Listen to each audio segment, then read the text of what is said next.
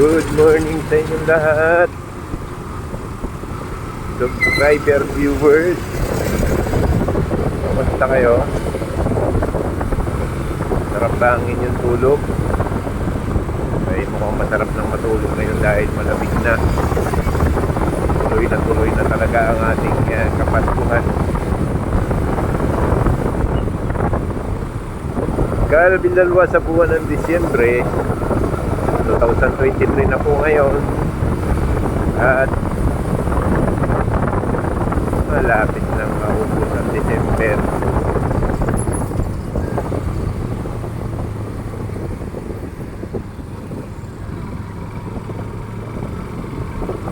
Dadating naman ang panibagong taon. Ngayon ay panibagong araw na naman ang ating buhay. Magpasalamat tayo sa buong may kapal. Dahil patuloy tayong binibiyayaan ng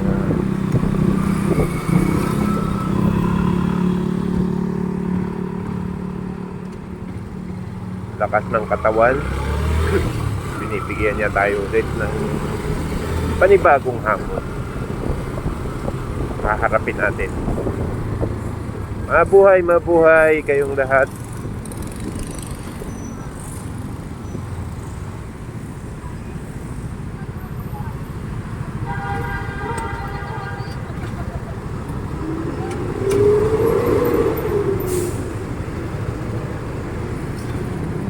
Ayan, napakarami na ng decor nila, oh. At damakmak na mga palamuti.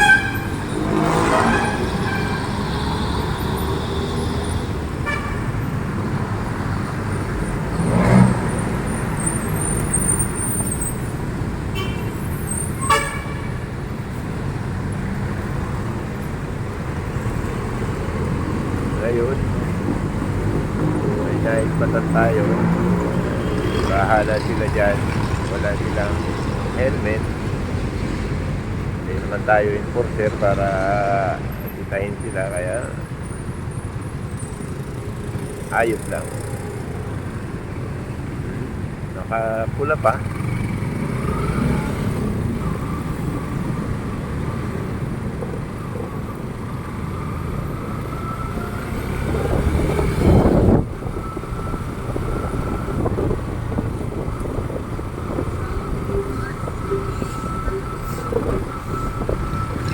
Kayo ba ay gising na?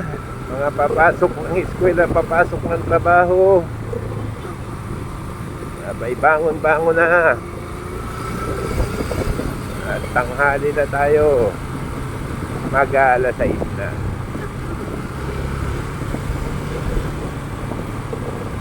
Baka kayo malayo pa sa inyong mga trabaho.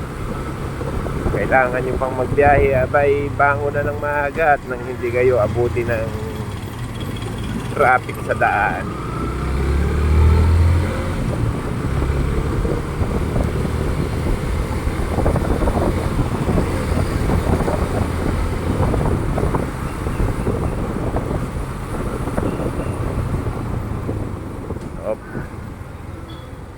Nagpaabanti si Buddy.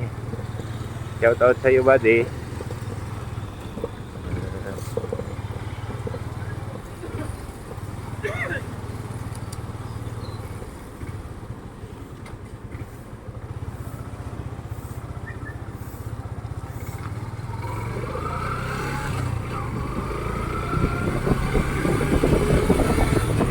Dilim-dilim pa ang ating kapaligiran.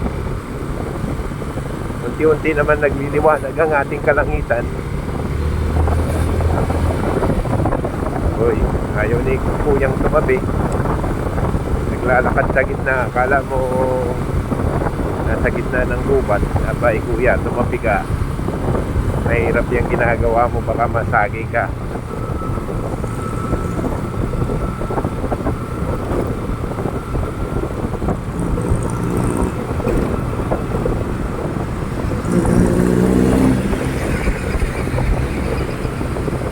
Nag-ano ako kahapon ng pag-asa tungkol sa lagay ng ating panahon. wala namang papasok na bagyo sa ating PAR o Philippine Area of Responsibility.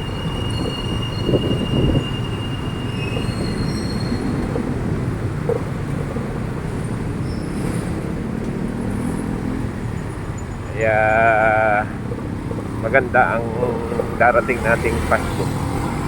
Walang sinyalis ng pag-ulan, pero makakaranas pa rin tayo ng pabugso-bugsong pagbuhos ng ulan, pero hindi ganun kalakas. Saglitan lang. Ang bagay parang dinadalaw-laan tayo ng ulan dahil panahon ngayon ng tag-ulan. Dadalawin lang tayo.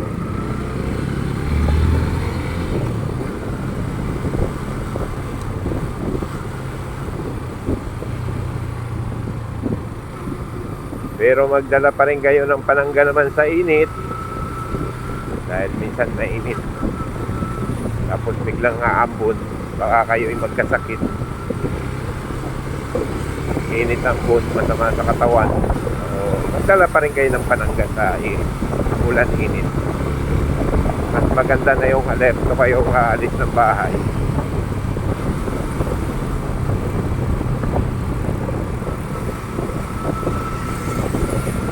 Para hindi kayo naaabala sa inyong paglakad-lakad.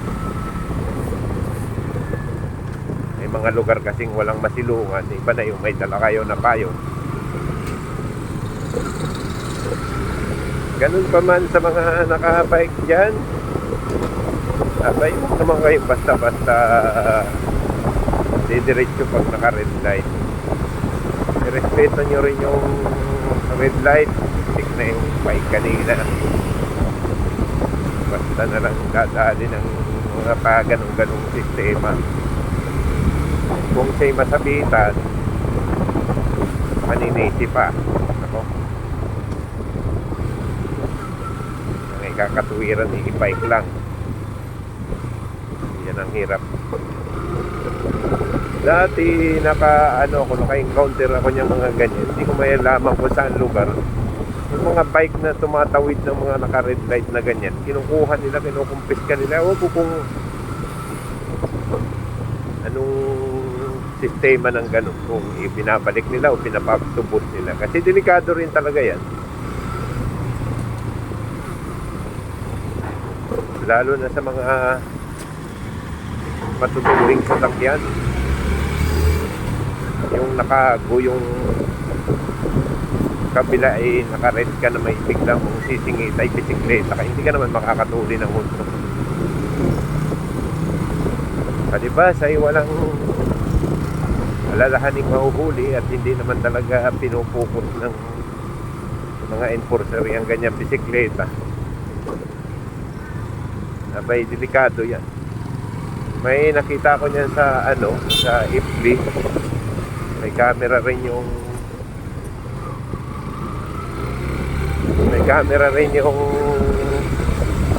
nakamotorsiklo, naka green ang motor, ituloy-tuloy lang siya. Ito naman bisikleta ay biglang kumabante, di talpo.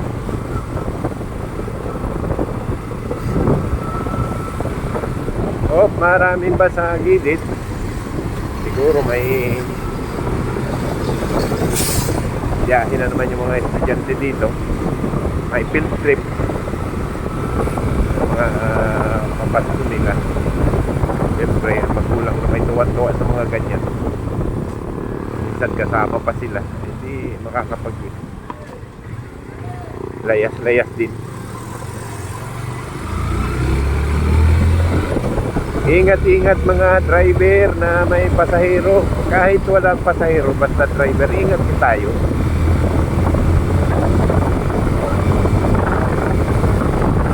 Mahirap na. Kunting alerto, huwag pa antok-antok sa manubela.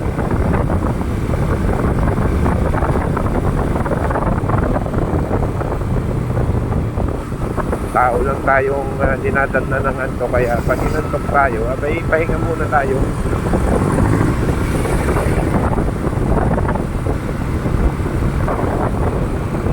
tayong magkamadali pag inaantok.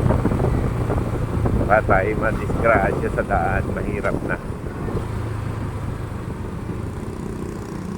Kaya tayo nagmamaniho para sa pamilya kumita ng kunti, baka magbayad pa.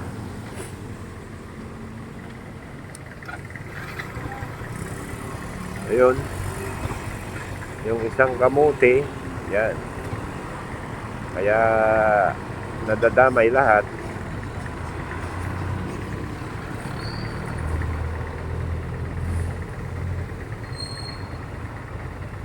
Bumabanat kahit naka-stop.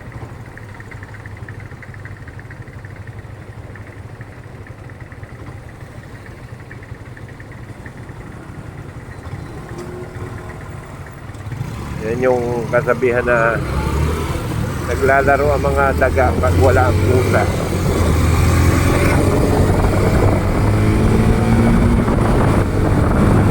Kaya kayong mga motor, huwag kayong balat ng balat pag naka-stop.